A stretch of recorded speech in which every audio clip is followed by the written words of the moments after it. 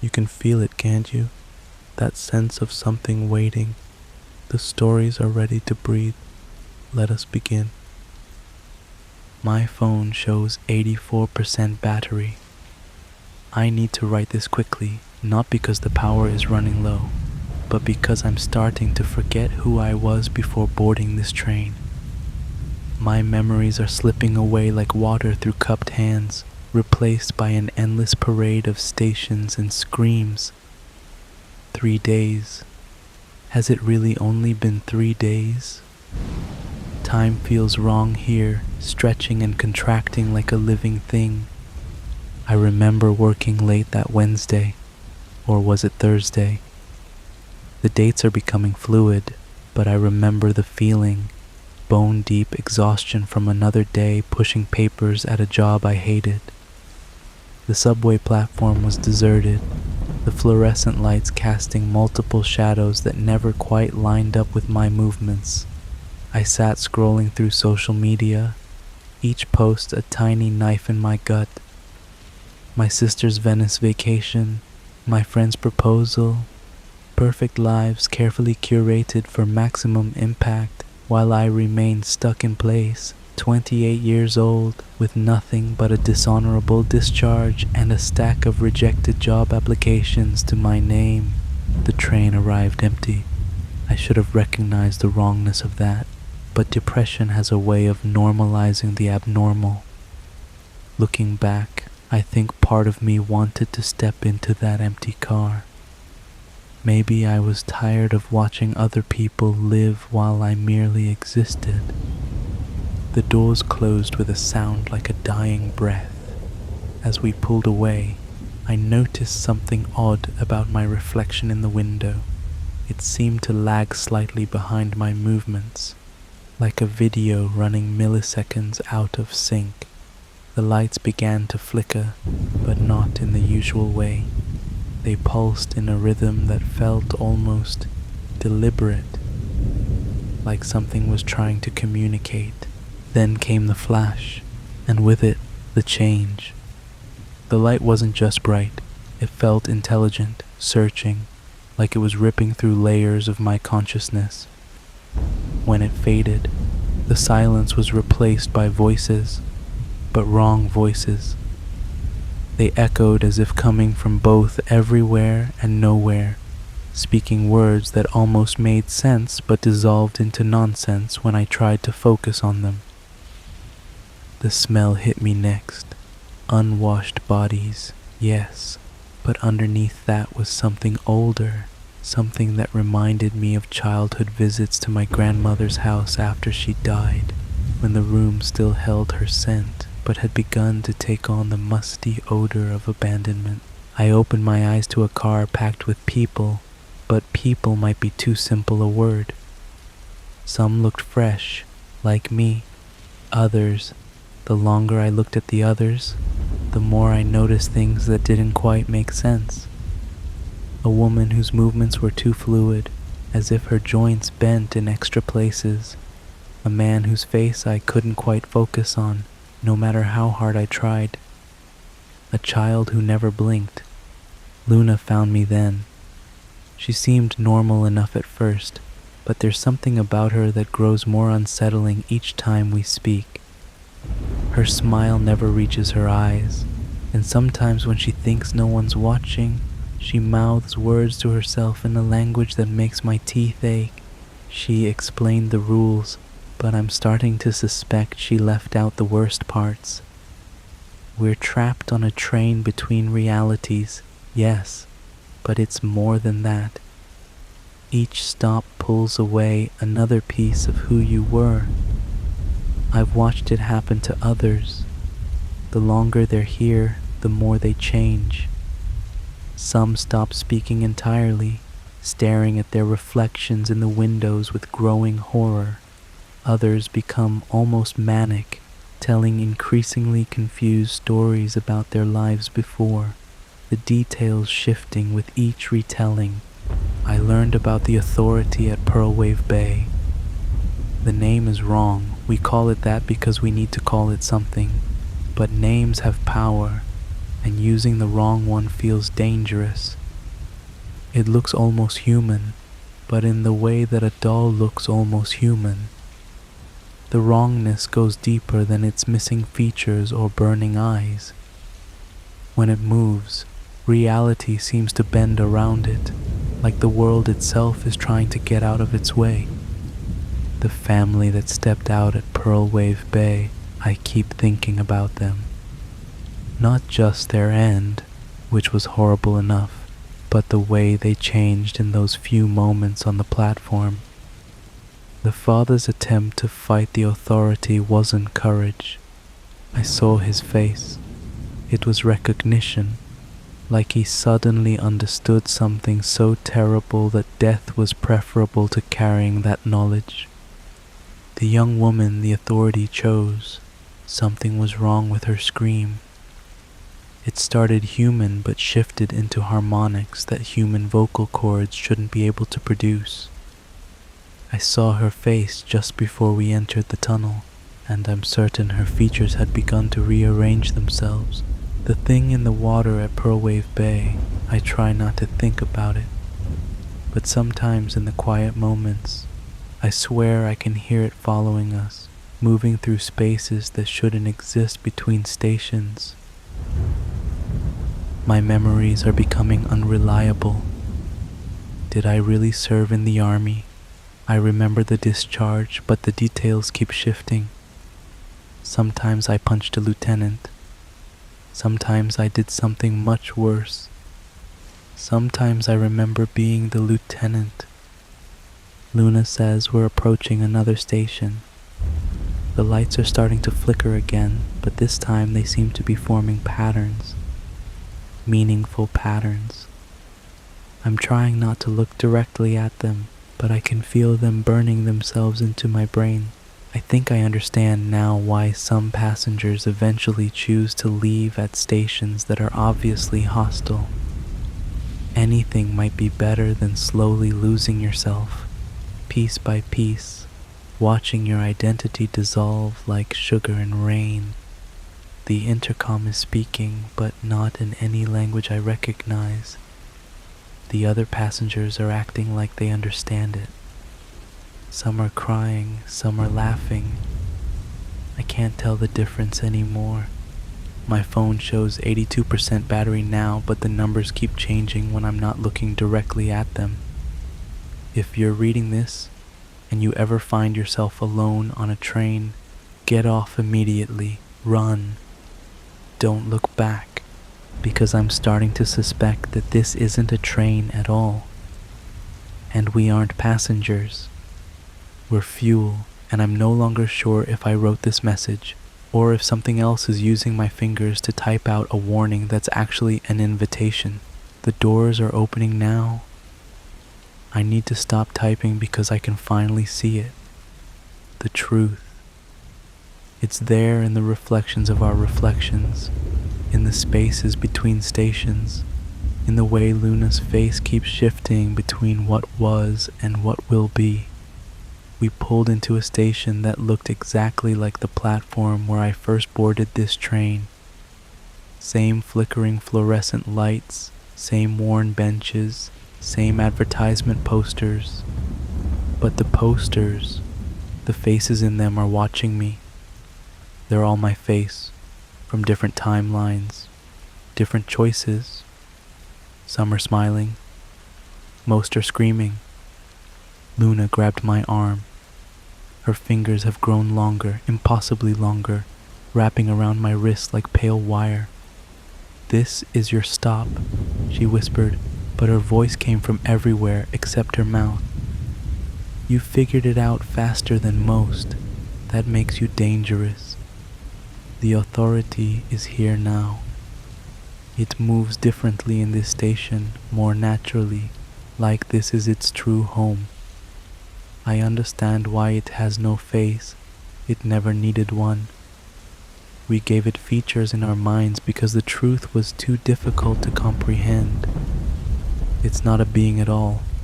It's a function, a cosmic maintenance routine, keeping the borders between realities from dissolving completely.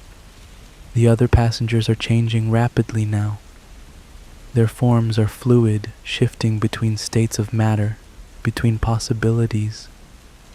The child who never blinked has become a window into another timeline, and through him, I can see all the versions of myself that never made it onto this train.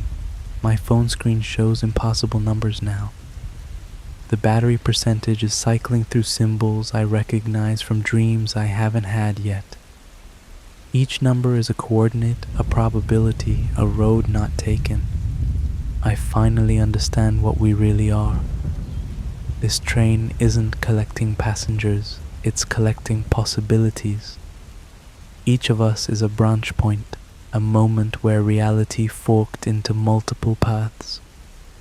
We're not fuel, we're anchors, holding reality together as it tries to unravel. The scream that tore from my throat wasn't really a scream. It was every sound I've ever made or could make, across every possible timeline, converging into a single moment of perfect understanding. Luna was right. Names have power. And now I know the authority's true name. I know why that father at Pearlwave Bay chose death over knowledge.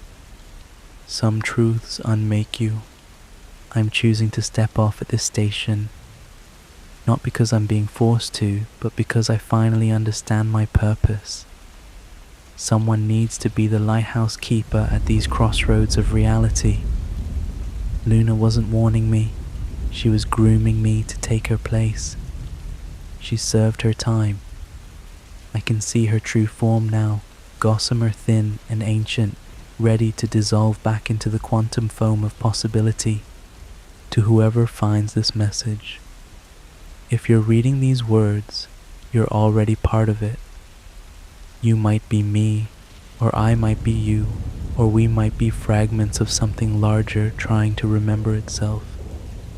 If you see an empty train and something deep inside you yearns to board it, know that it's not really a choice.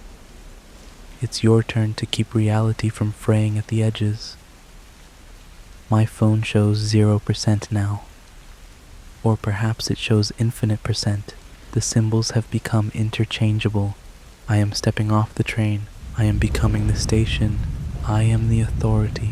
I always have been. Message ends. Note found on the original platform, written in hurried handwriting. Update to my earlier warning. If you see an empty train and you feel that deep pull to board it, remember, the choice isn't whether to get on or stay off. The choice is whether to keep reality intact or let it unravel. Choose wisely. I'll be watching. James, or Luna, or the authority, or you.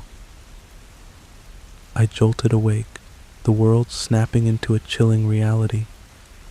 The biting chill of the concrete floor shot through my bare feet, a glacial touch that crept up my legs and settled deep in my bones. Coarse leather straps bit into my wrists and ankles, another cinching tight around my torso, pinning me to the unforgiving wood of a chair. My heart hammered a frantic rhythm against my ribs, my breath catching in my throat, a strangled gasp lost in the oppressive silence. I strained against the restraints, the leather creaking, protesting but holding firm. Panic, raw and immediate, flooded my veins. Where was I? Disjointed fragments of memory surfaced, like shards of glass in the darkness. The school run, the familiar routine of a Tuesday morning. The crisp autumn air against my face as I started my morning jog, a road I'd taken countless times. Then an unfamiliar turn, a sudden, inexplicable detour down a quiet, tree-lined cul-de-sac I'd never noticed before. A grand, imposing craftsman house perched atop a hill, its darkened windows like vacant eyes staring down at me. A prickle of unease, a whisper of warning that I'd foolishly ignored, brushed aside as mere curiosity. Then, nothing. A gaping void where memory should have been. a terrifying blankness that amplified the growing dread in my stomach. Time became a shapeless, viscous thing. The cold intensified, a gnawing presence that burrowed deeper with each passing moment. The silence pressed in, heavy and suffocating, broken only by the frantic pounding of my own heart.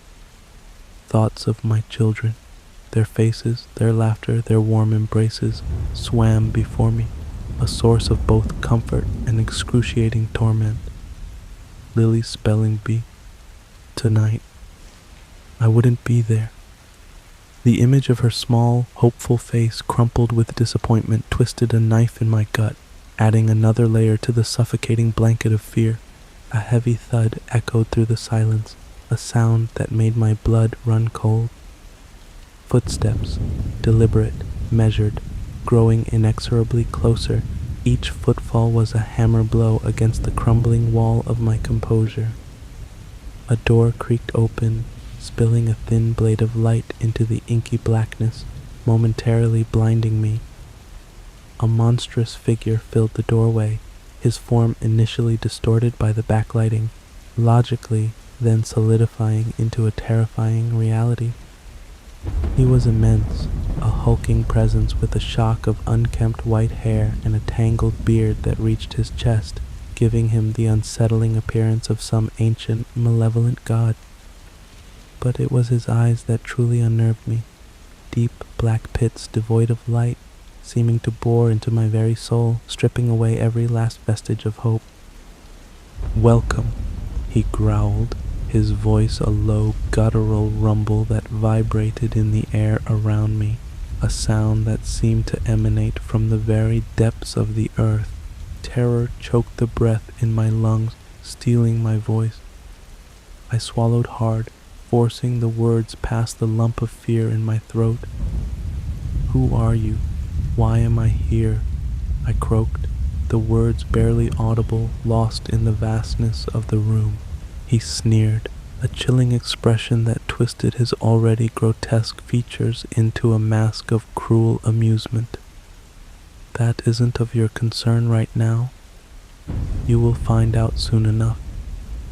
You will speak only when spoken to. We will have a long chat after lunch." The word lunch hung in the air, a jarring incongruity in the face of the sheer terror that gripped me. Was he insane? My mind reeled, trying to grasp the absurdity of it all while my body screamed in silent protest. He turned and left, the heavy door slamming shut with a resounding boom that reverberated through the room, plunging me back into the suffocating darkness. He returned some time later. How long I couldn't say, with a plate of lasagna. The surprisingly homey aroma filled the musty air of the basement, a jarring contrast to the horror of my situation. He loosened the restraints on one arm just enough for me to eat, the icy touch of his hand against my skin sending a shiver down my spine. The lasagna was exquisite, rich and flavorful, a perverse comfort in this waking nightmare. As I ate, he began to speak, revealing fragments of information that only deepened the mystery. He knew things about me, intimate details that sent chills crawling down my spine. He knew about my children, their names, their ages, their routines. He knew about the spelling bee, about Lily's hopes and dreams. A terrifying certainty took root. This wasn't random. He had been watching me, studying me, meticulously planning this abduction. He assured me my children wouldn't be harmed, but his words were hollow, devoid of any genuine warmth or reassurance, laced with an undercurrent of menace that made my blood run cold. He spoke of the house, confirming my suspicion that I was imprisoned in its basement, describing its layout, its history, as if to taunt me with the impossibility of escape. He warned against any attempts at freedom, his tone laced with a chilling amusement as though he relished the power he held over me, the fear that radiated from my every pore. The days that followed blurred into an indistinguishable stream of fear and forced routine. Each day was identical to the last, marked by the rhythmic delivery of lasagna, always lasagna, in the unsettling presence of the giant. His visits became a twisted ritual, a perverse parody of normalcy in this subterranean prison. He would sit across from me, his black eyes boring into mine, asking questions about my life, my family, my hopes and dreams. His voice was a low, hypnotic drone that threatened to lull me into a false sense of security. After each meal, a strange drowsiness would overcome me, pulling me under into a swirling vortex of vivid, disjointed dreams. And in these dreams, she would appear, a woman with long, flowing black hair and a long black dress, her face pale and ethereal. She would stand on the periphery of my dream world, a silent observer, then slowly turn, fixing me with a knowing, almost sorrowful smile. It was unsettling yet strangely comforting, as though she held a secret that could unlock the mystery of my imprisonment.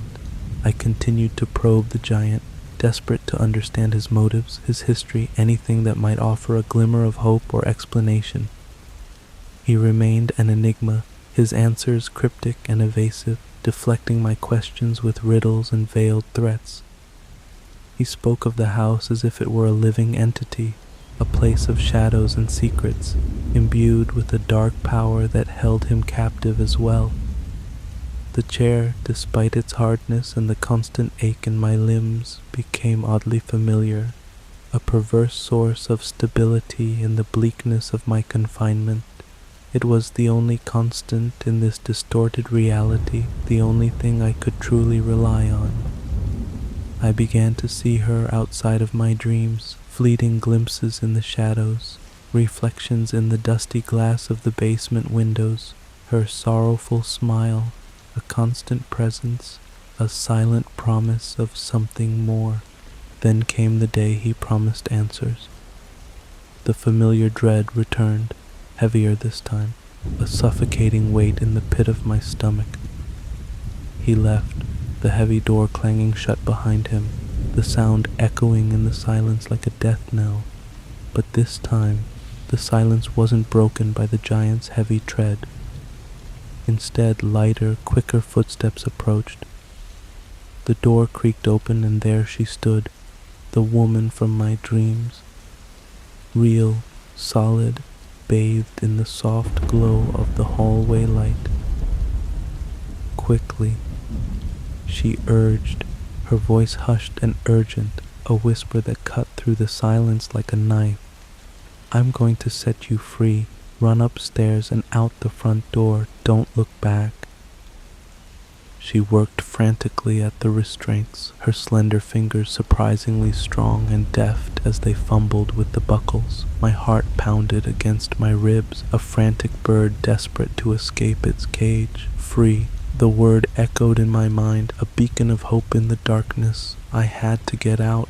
The moment the last strap came undone, I stumbled out of the chair and into the hallway, the air thick with the cloying scent of dust and decay. I raced up the stairs, my breath ragged, my legs weak and trembling, each step a victory against the oppressive force that had held me captive. I burst out into the living room, blinking against the dim light filtering through the grimy windows. The room was deserted, covered in a thick layer of dust, furniture draped in white sheets like a forgotten tomb. The sound of sirens pierced the silence, a blessed sound that filled me with an overwhelming sense of relief. But the relief was short-lived, quickly replaced by confusion as police officers swarmed the house talking of a disturbance report of an abandoned house. I tried to explain, to tell them about the giant, about the woman who had freed me, but my words tumbled out in a disjointed, incoherent stream, lost in the echo of their questions. They found nothing. No other footprints, no sign of anyone else. Just me, babbling incoherently, a disheveled figure emerging from a supposedly empty house. The sergeant, a kind-faced man with weary eyes, led me aside and showed me pictures. A giant of a man with a shock of white hair and a long tangled beard, a slender woman with long flowing black hair, her face pale and ethereal, a haunting sadness in her eyes, my captors. He told me their story, a gruesome tale of kidnapping, murder, and a daughter's desperate, ultimately futile escape. The woman in the picture, the sergeant's daughter, the woman who had freed me, had been dead for decades. The house had been vacant for years, a monument to a tragedy that had stained the very ground it stood upon. The meals, the giant, the woman, all phantoms, period, echoes of a past trauma imprinted on the very fabric of the house, feeding on my fear, my desperation. The chair, that chair, was the same one she had been bound to. He told me the date, the time. It was the same day I had been taken, mere moments ago, in this reality. Time had twisted, folded in on itself, drawing me into the heart of a decades-old nightmare. I had been trapped in a loop, reliving the final moments of another's terror. 3 months later, the house went on the market. We bought it, drawn to its strange, unsettling beauty, blinded by the promise of a fresh start, a new beginning. We restored it, room by room, erasing the visible signs of decay, yet unable to dispel the lingering sense of unease that clung to the air like cobwebs. The basement became a game room, a bright, cheerful space filled with the sounds of my children's laughter, a desperate attempt to banish the darkness that still lingered in the shadows. And the chair, refinished and gleaming, sits in the living room, my favorite spot. It is a beautiful chair, isn't it? Comfortable and familiar. Stay for dinner. We're having lasagna, and tonight, I think I'll finally join her in our favorite chair, the armoires claim. Come closer. Let me tell you about Becca, 17, just like that fleeting summer you remember, living with her mom and 2 brothers in a house that breathed the dust of ages. One of those places where the walls always felt a little too tight, the silence a little too heavy. She shared a room with her younger brother, Mikey, their small space dominated by an armoire, old, imposing. It stood in the corner like a silent watcher, its dark wood absorbing every sliver of light. It started with Mikey. One night, a secret sound, a faint rhythmic clicking like tiny bones tapping, drifted from inside that armoire. Mice, he thought, scurrying in the old walls, but a prickle of unease, that familiar whisper of what if, led him to the heavy wooden door. He pulled it open. Not mice, a skeleton, human, twisted into a shape that screamed of agony, and where eyes should have been, 2 pinpricks of red, not reflecting light, pulsing with it, a cold, hungry glow. He didn't linger. A choked sound tore from his throat as he stumbled back, a frantic rush to his mother. But when she came, her worried gaze sweeping the armoire's shadowed depths, there was nothing.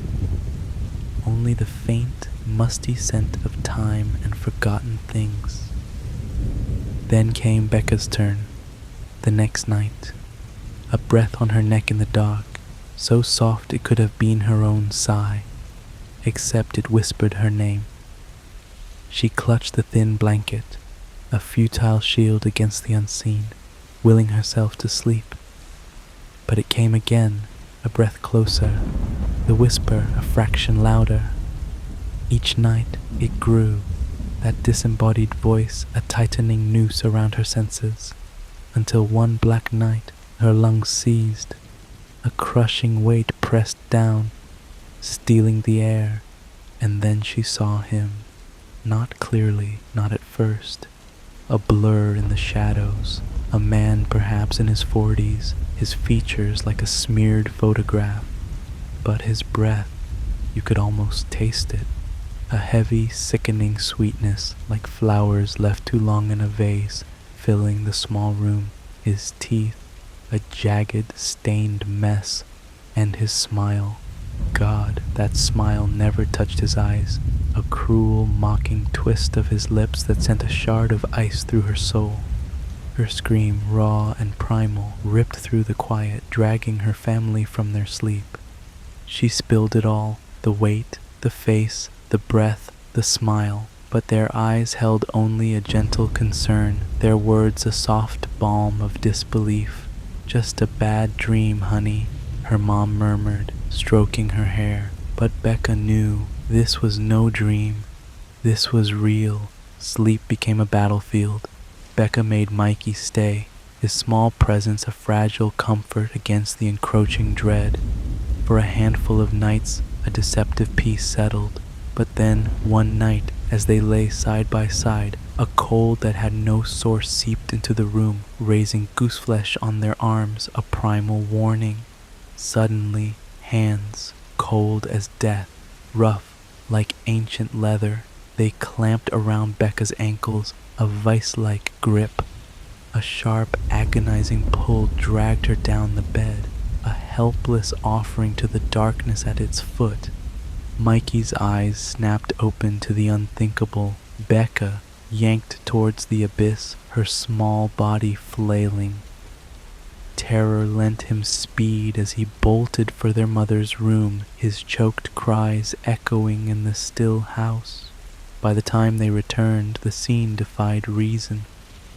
Becca hung suspended, horizontal, an invisible rope drawing her slowly, inexorably towards that cursed armoire. Their mother's scream, a sound torn from the depths of her being, shattered the silence, and as her name echoed in the small space, Becca fell, a sickening thud that resonated deep within their bones. Desperation clawed at them. The hushed prayers at the local church offered no solace, the holy words seeming to wither in the face of this ancient dread. It was a whispered suggestion, a last resort from a neighbor who spoke of shadows and things unseen that led them to a spiritualist. An old woman with eyes that held the wisdom of centuries, eyes that seemed to see beyond the veil. Her mom, her face a roadmap of worry, took Becca there, a final desperate plea. The spiritualist spoke of threads that stretched across lifetimes, of a man tethered to Becca by an obsession that death itself could not sever, a past connection twisted into a possessive hunger that clung to her soul. He wanted her back, she explained, to pull her into his cold, silent world. She prepared a charm, a small pouch, heavy with dried herbs and bone, its scent a fragile barrier, but the haunting, it only intensified. One night, the unseen force grew brazen, violent.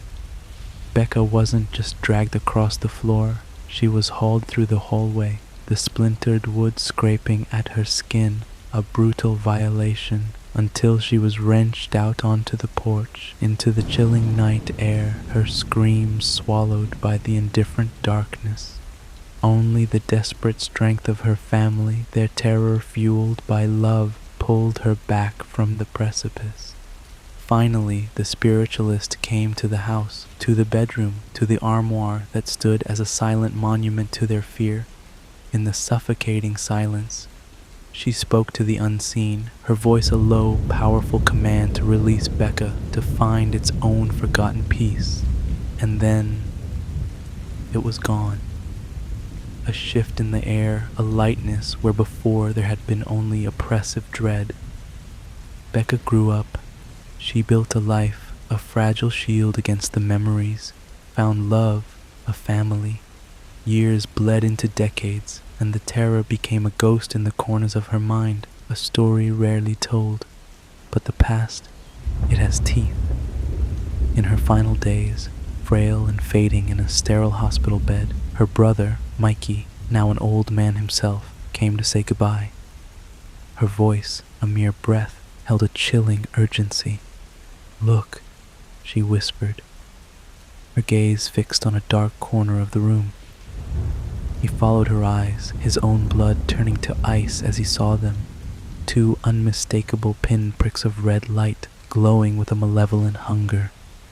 A tremor, violent and final, shook her thin frame. And then, with a horrifying clarity that pierced the veil of her fading consciousness, she whispered, "He found me." And then, silence, a false peace, because the terror lingered, reflected in Mikey's haunted eyes. Years, distance, a life carefully constructed, none of it mattered. The obsession had waited. Not love, never love. A dark, possessive hunger that spanned lifetimes, an unbreakable chain. Maybe her soul had moved on, but that tormented spirit remained, tethered, fixated.